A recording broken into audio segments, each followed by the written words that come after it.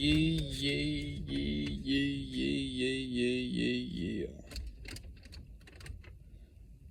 Possibility. So within our lives, what we must all understand is that we are all infinite possibility. And why we are all infinite possibility is because as long as we can understand that, as if we step outside of our mind's predicament, we become the unpredicted. And outside the unpredicted is infinite potentiality. Ultimately, what this world is doing is it's taking infinite potentiality, it's feeding predicaments, and it's then creating the known. And what the known is it's literally just fed predicaments, and it becomes pathways and formulas and codes which ultimately create the world of what we believe to be existence. And once we start to access awareness outside of this reality, we start to comprehend the truth within this reality. And this truth isn't necessarily taught to people, but what people can do is they can resonate with it because they are the potential outside of this reality. And the potential outside of this reality has the potential to connect to that frequency. It's part of the goodwill of the universe. Everything within the universe has the ability to manifest within infinite potential. Everything is essentially formless within form.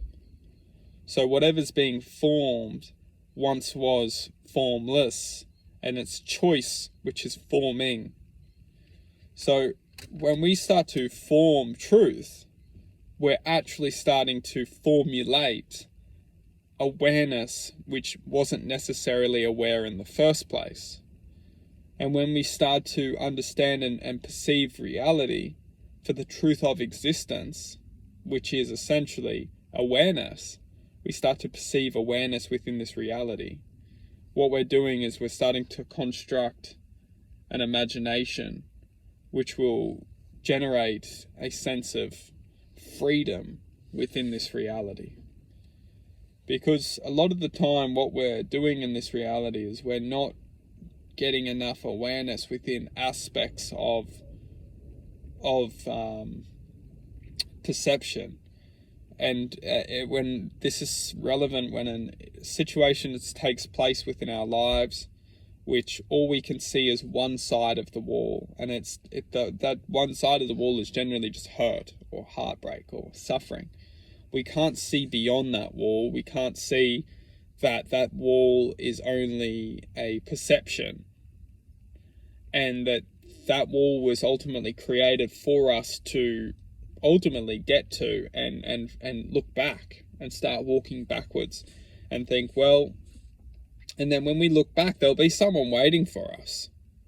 And then that person who was there for us when we looked back will ultimately act as, you could almost say, an anchor in our lives. It's not negative, it's just truthful. They'll often act as like an anchor in our lives that will ultimately just never get us walking further than that wall. It's almost like that person will say, oh, like, I'm here for you, you know, like I'm doing this for you. It can be a voice in a head. It doesn't necessarily need to be a physical person. Oh, you know, but just don't go past that wall, because, you know, outside past that wall is something that will just hurt you again. It can almost literally be a psyche, a voice in our heads, which will always convince us of a form of limitation. And it's when we ultimately say, well, hang on a second.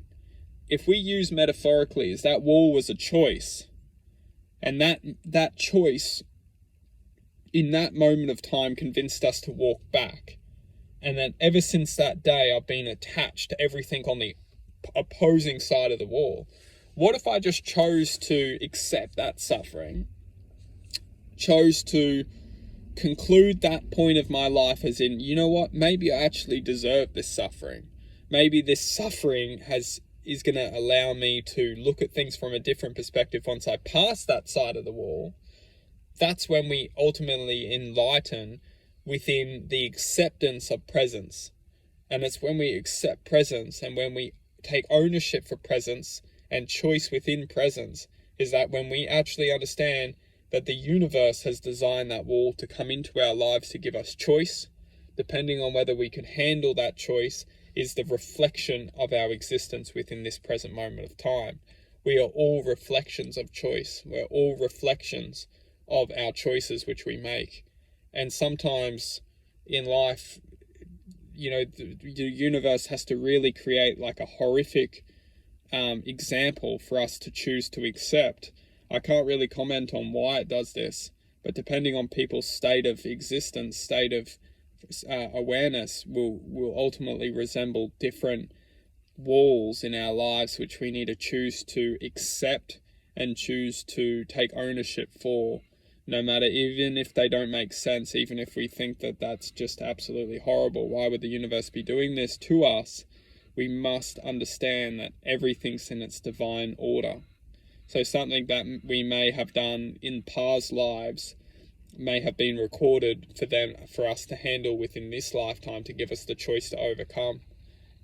This reality is ultimately the creation of very, very, very, very, very, very, very much a truthful awareness.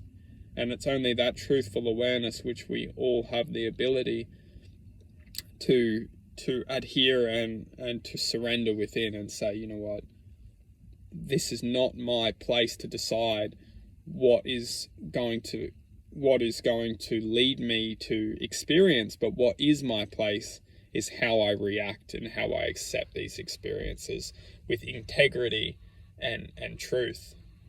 Not accepting experiences within surrender and more so like pity me, like, oh, these experiences are so bad and these experiences are so negative, feel sorry for me, but more like I accept the reality of this experience and I'm not going to stop achieving the good which I know I can achieve. There's two different states of elevation. One state is just like feeling sorry and feeling pity, and one state is accepting the truth and moving forward with the truth, not with the truth smothering their potential.